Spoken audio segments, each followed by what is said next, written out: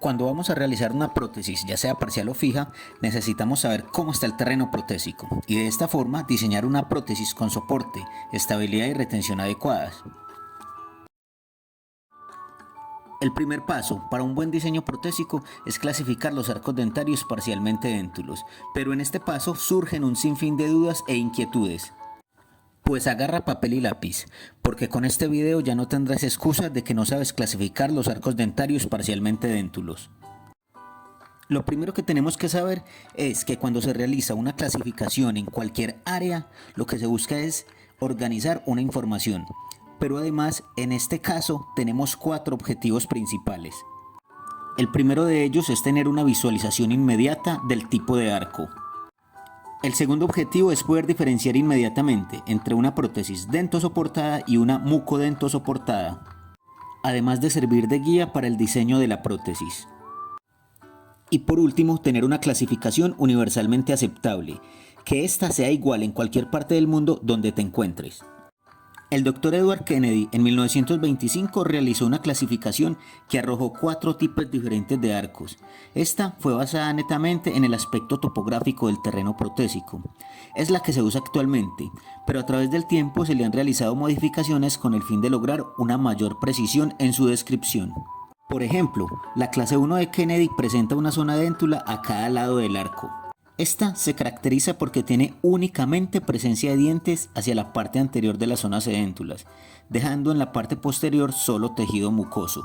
Por eso, la prótesis que se realiza en estos pacientes se le conoce como mucodentosoportada, aunque también podría ser dentomucosoportada. Esto varía de acuerdo a si la cantidad de dientes presentes en el arco es mayor a la cantidad de dientes ausentes. La clase 2 de Kennedy presenta solo una zona déntula y claramente está ubicada solo en un lado del arco, por eso se dice que es unilateral. Debido a que en este caso claramente la cantidad de dientes presentes es mayor a los que ocuparían la zona déntula, se realiza una prótesis dentomucosoportada. La clase 3 de Kennedy presenta una zona déntula unilateral. En este caso encontramos una zona déntula unilateral con la diferencia de que tenemos un diente que limita dicha zona en la parte anterior. Y encontramos un diente que limita esta zona déntula en la parte posterior. Estos dientes que limitan dicha zona se les llama pilares. Y como ofrecen un apoyo anterior y un apoyo posterior a la prótesis, se realizará una prótesis dentosoportada, ya que estos darán las condiciones necesarias para el soporte, la estabilidad y la retención sin necesidad de cargar la mucosa déntula.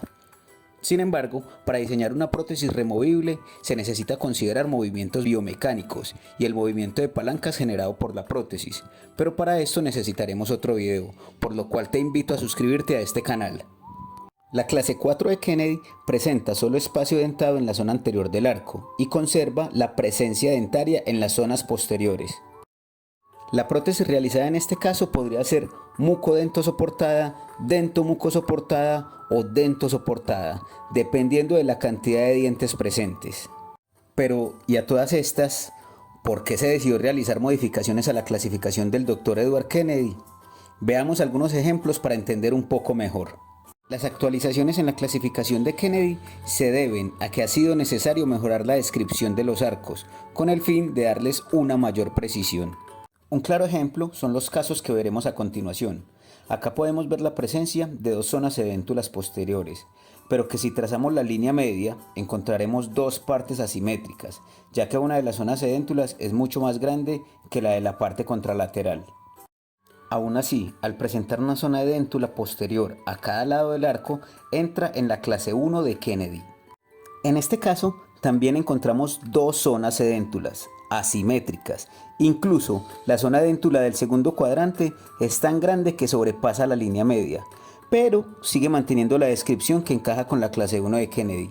2 zonas edentadas en el sector posterior de forma bilateral con presencia de dientes en la zona anterior. En este caso, vemos que la zona de déntula del primer cuadrante se extiende bastante, dando así la presencia de un único diente, pero que continúa cumpliendo con la descripción de 2 zonas edéntulas, una a cada lado del arco, con presencia de dientes en la zona anterior, entrando dentro de la clase 1 de Kennedy. Dado que estos tres arcos dentarios los podemos clasificar como clase 1 de Kennedy, incluso siendo evidentes sus grandes diferencias, se hizo necesario mejorar la clasificación y así lograr una descripción más completa en cada caso. La primera modificación que se realizó fue incluir en la clasificación los dientes que son limitantes de la zona de déntula, usando la nomenclatura de la Federación Dental Internacional FDI. Al observar un paciente con estas características, encontramos que tiene un espacio de déntulo de un lado del arco, lo cual nos lleva a clasificarlo como un arco clase 2 de Kennedy. Y al aplicar la primera actualización, observamos que esta zona de déntula tiene un diente que la limita y es el diente 24, por lo cual su nombre sería clase 2 de Kennedy con limitación 24. Sin embargo, al agregarle el diente limitante, surgió otra circunstancia que hizo necesaria realizar otra actualización. Veamos este ejemplo. En este caso encontramos la zona de déntula correspondiente a una clase 2 con limitación en 13. Y al observar este segundo caso, encontramos que tiene igualmente una zona de déntula a un lado del arco correspondiente a una clase 2 de Kennedy con limitación en 13. Debido a esta situación, en el año 2000, el doctor Alfredo Quintero realizó una actualización que nos dice que cuando la zona de déntula sobrepasa la línea media, le añadiremos la palabra bilateral y cuando esta zona no sobrepase la línea media, se le añadirá la palabra unilateral.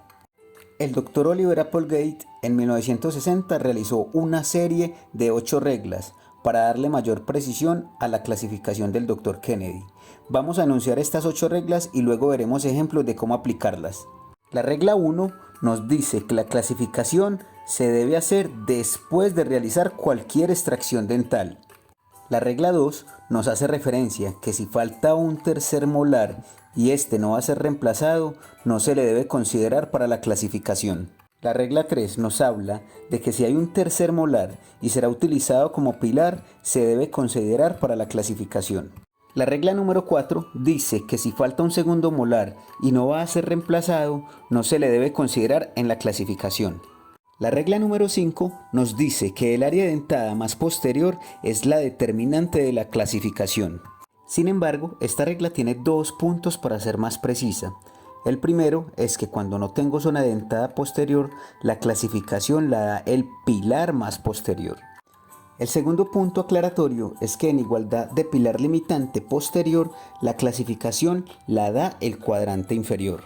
El doctor Applegate nos dice en su regla número 6 que las áreas edentadas distintas a la zona que nos da la clasificación se denominan modificaciones y son designadas por su número.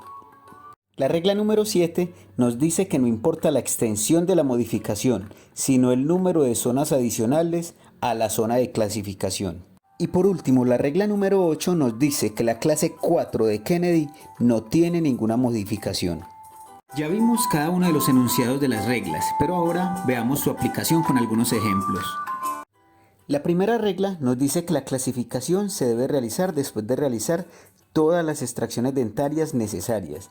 Esto debido a que la presencia o ausencia de un diente puede modificar por completo la clasificación. Veamos un ejemplo. En este arco dentario encontramos un espacio déntulo en el primer cuadrante, que tiene dientes limitantes en su parte anterior y en su parte posterior, por lo cual es una clásica clase 3 de Kennedy. Pero, si por algún motivo tuviésemos que extraer 27 y 28, nuestro arco dentario cambiaría de clasificación y se convertiría en una clase 2 de Kennedy. La regla número 2 nos dice que si falta un tercer molar y este no va a ser reemplazado, ese espacio déntulo no debe tenerse en cuenta para la clasificación. Y como para la muestra un botón, veamos un ejemplo. Ante la ausencia de 28 y la decisión de no rehabilitarlo, no se tiene en cuenta ese espacio y solo contaríamos el espacio déntulo del primer cuadrante. Quedando así una clase 2 de Kennedy, ya que solo hay edentulismo a un lado del arco, unilateral porque no atraviesa la línea media, con limitación en 13. La regla número 3 de Applegate nos dice que si hay un tercer molar presente y va a ser utilizado como pilar, este debe ser considerado para la clasificación. Sin embargo, antes de continuar tenemos que hacer un paréntesis en este punto. Recordemos que para que una prótesis removible tenga éxito debe contar con lo que se le conoce como el SER: soporte, estabilidad y retención. Si un diente participa dentro de la dinámica de la prótesis generando alguno de estos tres componentes, se le conocerá como diente pilar. Continuando con el enunciado de la regla 3, observamos que tenemos presente un 18. Si decidimos utilizarlo como un diente pilar, este arco será clasificado como clase 2 de Kennedy, debido a la zona dentada más posterior del segundo cuadrante. Sin embargo, encontramos también la ausencia de 15, 16 y 17. Aquí vamos a hacer referencia a la regla 6, que nos dice que las áreas sedentadas distintas a la que determina la clasificación se denominan modificaciones. Por lo tanto, este arco queda como clasificación 2 de Kennedy con limitación 24, modificación 1 con limitación 18, 14. La regla número 4 nos dice que si falta un segundo molar y no va a ser reemplazado, no se le considera en la clasificación. En este caso vemos la ausencia de 27 y 28, pero puede darse que decidamos no rehabilitar estos dientes ausentes, por lo cual ese espacio no se tendría en cuenta en la rehabilitación. Por lo tanto, es necesario señalar que usaremos la regla 2, que nos dice que no reemplazaremos el 28, y la regla 4, que nos dice que no reemplazaremos el 27. En esta situación solo nos quedaría el espacio déntulo del primer cuadrante, y al tener solo una zona de déntula que claramente está ubicada solo en un lado del arco, se clasifica como una clase 2 de Kennedy, unilateral con límite en 13. Con este arco dentario daremos explicación a dos reglas, la 5 y la 6. La regla 5 nos dice que el área dentada más posterior es la determinante en la clasificación. Podemos ver que la zona dentada más posterior en este caso es la correspondiente al 27, y si asumimos que vamos a utilizar el 28 como pilar, entonces esta zona es la que nos daría la clasificación, quedando así una clase 3 de Kennedy con limitación 28 y 25. La regla número 6 nos dice que las áreas sedentadas distintas a las que determinan la clasificación se denominan modificaciones y son designadas por su número. Para este caso quedaría modificación 1 con limitación 1624. En la regla número 7, el Dr. Kennedy nos dice que no importa la extensión de la modificación, sino el número de zonas adicionales diferentes a la zona de clasificación. En el siguiente ejemplo vamos a utilizar varias de las reglas que hemos visto. Aquí vamos a utilizar la regla 2 para decir que no reemplazaremos el 18 y utilizaremos la regla 4 para decir que no reemplazaremos el 17.